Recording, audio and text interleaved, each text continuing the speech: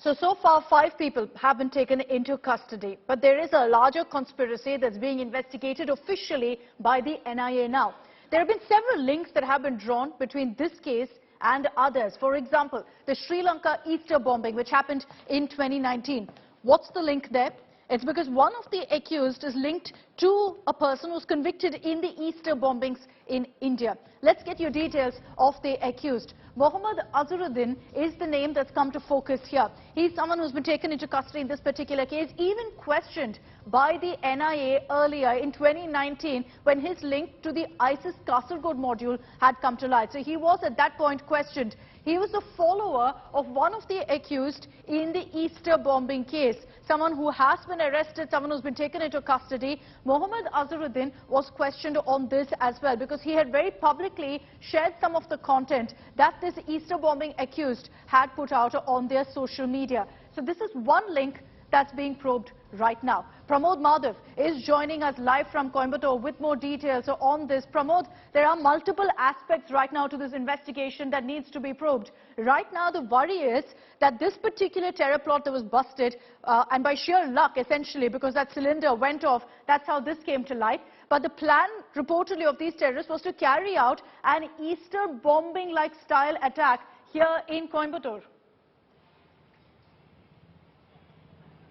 Absolutely, Akshita. That's the most scary part here because we are not even sure that this is the only single module or are there multiple modules also, because that will turn into a very big issue. And just like you mentioned, it was sheer luck. By luck, Coimbatore escaped on that particular day, and Tamil Nadu police had to wake up at this moment. Now, from the beginning, we've been saying that it doesn't just look like a secluded incident where one person tried to create terror by just blasting a cylinder inside a vehicle, which has gone wrong and he died. It's not like that. It has a lot of aspects into it, which has been whatever we've been saying since Sunday. All this has speculations, all those what we have researched. The Chief Minister has finally put out on the statement where he has said that he is recommending an NIA probe because this particular incident looks like there could be dimensions beyond the state's prerogative and also foreign connections. That foreign connections could be well to do with something with the Sri Lankan Easter Sunday bombing situation as well. And that's the reason now finally after 4 days, Tamil Nadu government has gone ahead and recommended an NIA probe. Already NIA officials are in Coimbatore.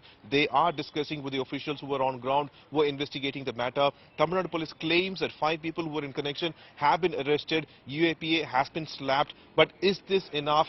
It looks like by luck they have got a break in this case. But from here they have to go ahead and find out the exact routes to where it is leading towards. All right, Pramod, thank you for getting us that live update from Coimbatore. Pramod tracking every update that comes in on the investigation. We've spoken about how this was an Easter bombing style attack that was being planned in Coimbatore. The other focus point right now of the investigators is how this is very and eerily similar to what happened in 1998, again in the city of Coimbatore. What we're showing on the left of our screens are the haunting images that came to light in 1998. Scores of lives were lost after severe bombings rocked the city of Coimbatore. And the reason there are similarities is because these bombs were planted in cars. There were also human bombs that went off, suicide bombers that went off in several parts of Coimbatore at the same time. The worry is that it is the exact same module that they plan to carry out in 2022 as well. Beyond that, there's another link that's emerged, which has led to questions about the 1998 link to 2022, to this particular blast that's been reported in Coimbatore. Why is that? Again, it's because of an accused's name coming to the fore. Now, for this, you need to know certain names as well from the 1998 case. Al-Umma, the terror outfit which was involved in the 1998 bombings, the chief of which is Syed Basha. Now, in fact, his brother is Nawab Khan, someone who's been convicted in the 1998 blast. In this particular case, what you have to understand is that one of the accused who's been taken into custody here is Mohammad Dalka. He is directly linked to Nawab Khan. He's the son of Nawab Khan, and he's been accused now in this blast case in Coimbatore. So there's a direct link, father and son, one in 1998, the other in 2022.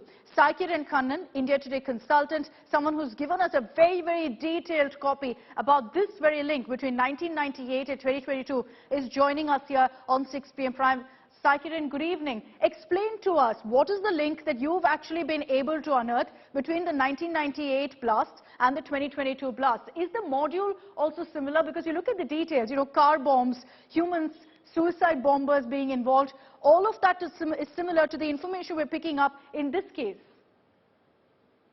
I think the modus operandi might have differences when you compare, and also the reasons, because the 97 98 it was a very polarizing situation in national politics. You had the rise of the BJP, and then you also had internal communal riots that were already happening in Ukkadam in 97, and that was the primary reason why Alluma came to the fore. And it was basically a combination of two, because at that time LK Advani was also supposed to visit Coimbatore, and then they also wanted to have a retaliatory attack for the communal violence. So the reasons were different, but some of the similarities, you would say, even back then you had this Coimbatore Kerala connections.